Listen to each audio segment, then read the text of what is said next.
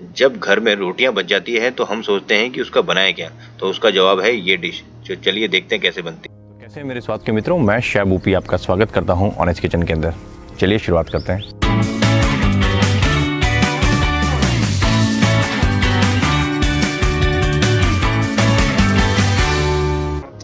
रोटियां अगर बच जाएं तो उनको आप ढक के रखिए, अच्छी तरह से कपड़े में लपेट के या डस्टर में लपेट के, उससे रोटियां सॉफ्ट रहेंगी। अगर मैं बोलता हूं आप तो इसको बना के रखिए, मतलब 4 रोटी एक्स्ट्रा बनाइए, क्योंकि ये नाश्ता ही ऐसा है कि आपको इसको बनाना चाहिए, मतलब आपकी रोटी बचनी चाहिए। तो सबसे पहले इन रोटियों को हम नूडल बना लेते हैं। तो यहाँ पे हम इनको छोटा छोटा काटेंगे, बहुत ज़्यादा बड़ा नहीं, बहुत ज़्यादा पतला भी नहीं काटना। बहुत ज़्यादा पतले हो जाएंगे तो बिल्कुल टूट जाएंगे टॉस करते टाइम, और बहुत ज़्यादा मोटे मोटे रह जाएंगे तो पता लग जाएगा भैया रोटी का ही है। ऐसा बिल्कुल भी नहीं है कि आप बची हुई रोटियों का बनाएं, आप फ्रेश रोटियों का भी जानबूझ के भी बना सकते हैं, बहुत अच्छी डिश है। तो ये देखिए हमने तैयार कर दिया हमारी नूडल। तो अब क्या करना है कि नूडल की तरह लगनी चाहिए। तो नूडल में एक सॉफ्टनेस होती है, लेकिन रोटियों में एक हार्डनेस होती है। तो इसके लिए इसका एक ट्रीटमेंट करना पड़ेगा। चाउमीन में अगर रोटियां हार्ड लगेगी तो चाउमीन खाने में बिल्कुल भी अच्छी नहीं लगेगी।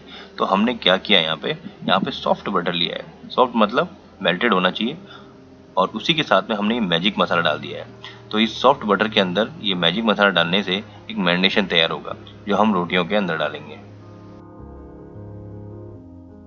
बटर रोटियों को सॉफ्ट करेगा, और जो हमने ये मसाला डाला ना, मसाला से क्या हो जाएगा, उसके अंदर एक अच्छी सी सीजनिंग आ जाएगी। तो रोटियों को अच्छी तरह सीजनिंग लगेगी तो खाने में बहुत अच्छी लगेगी। तो अब इसको कर लेते हैं हम मिक्स, लेकिन हल्के हाथों से मिक्स करना है। बहुत तेजी से करेंगे तो सारी रोटियां टूट जाएंगी। ये रोटियां गेहूं के आटे से बनाई गई है। अगर आप चाहते हैं तो इसके अंदर आधा गेहूं और आधा मैदे का भी इस्तेमाल कर सकते हैं, उससे भी बहुत अच्छे सॉफ्ट सॉफ्ट रोटियां बनती हैं, और वो नूडल की तरह लगती हैं। जैसी आपकी इच्छा हो आप वैसा बना सकते हैं। तो ये देखिए इसका हो गया ट्रीटमेंट, और ये नूडल की तरह बिहेव करेंगी। रोटियों का ट्रीटमेंट हो चुका है, अब इसको थोड़ा साइड में रखते हैं। सब्जियों के अंदर हमने ये प्याज लिया है 2 मीडियम साइज के, ग्रीन कैप्सिकम है, येलो कैप्सिकम है, रेड कैप्सिकम है, और साथ में ये ग्रीन चिल्ली है। अगर आपके पास में रेड और येलो बेल पेपर है तो बहुत अच्छी बात है, नहीं है तो ग्रीन कैप्सिकम से भी आपका काम चल जाएगा। तो चलिए इसको कर देते हैं हम साइड में, और इसी के साथ में हम यहाँ पे लेंगे कैबेज। कैबेज को भी शेडेड काट दिया है लंबा लंबा सा। यहाँ पे 5-6 लहसुन की कलियां हैं जिनको चॉप कर दिया है, और एक छोटा सा अदरक का टुकड़ा है 1 इंच का।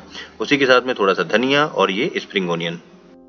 वेजिटेबल की वैरायटी आप पे डिपेंड करती है, जो भी आपके पास में अवेलेबल हो आप डाल सकते हैं।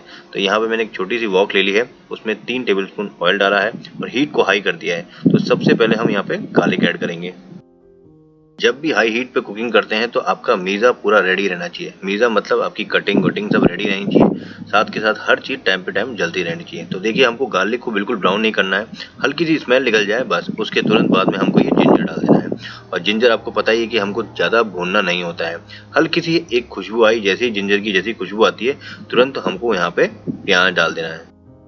प्याज के साथ साथ हमको यहाँ पे हमारी हरी मिर्च भी ऐड करनी है, और साथ साथ में ये बेल पेपर भी। बेल पेपर, ये रेड येलो कैप्सिकम को बेल पेपर कहा जाता है। फंडा बस यही है कि सारी सब्जियों को एक साथ डाल दीजिए। बस एक बात का ध्यान रखना है कि हमको यहाँ कुक नहीं करना है, सब्जियों को टॉस करना है कि उनमें क्रंच रहे। अगर ये सब्जियां गल जाएंगी तो इनमें क्रंच नहीं रहेगा, और ऐसे टॉस करने में तो बड़ा ही मजा आता है। भाई शेफ है ना, ऐसे टॉस नहीं करता जब तक तो लगता ही नहीं कि कुकिंग करी है। अगर आपको ईजी नहीं लग रहा है तो आप स्पैचुला से ऊपर नीचे कर सकते हैं।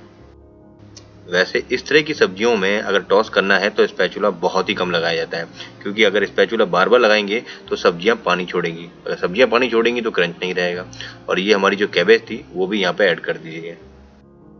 फ्लेम हमने यहाँ पे हाई रख रखा है, इस बात का ध्यान रखें। तो इसको ज़्यादा नहीं घुमाना है, बस 1-1.5 मिनट हुआ, और उसके बाद में हम हमारी रोटी वाले नूडल्स को मिक्स कर देंगे। तो ये हो गए हमारी रोटी वाले नूडल अच्छी तरह से मिक्स। यहाँ पे डाल रहे हैं हम 1 चम्मच ग्रीन चिली सॉस, बहुत ही टैंगनेस वाला टेस्ट लेके आता है। और ये रहा 1 चम्मच डार्क सोया सॉस। अगर आपके पास में लाइट सोया सॉस है तो आप 2 चम्मच डाल सकते हैं। स्ट्रीट जैसा टेस्ट लाने के लिए यहाँ पे 1 चम्मच मैं टमाटो केचप भी डालूंगा। बिना टमाटो केचप के तो चाउमीन बनी नहीं पाएगी। और 1 चम्मच विनेगर, इससे ज़्यादा विनेगर मत डालना वरना खट्टा हो जाता है। और ये रहा स्वाद अनुसार नमक। अब सभी चीज़ों को अच्छी तरह से हम मिक्स कर लेंगे, लेकिन बहुत तेज़ी से हाथ नहीं चलाना है। तेज़ी से हाथ चलाएंगे तो सारी रोटियां टूट जाएंगी।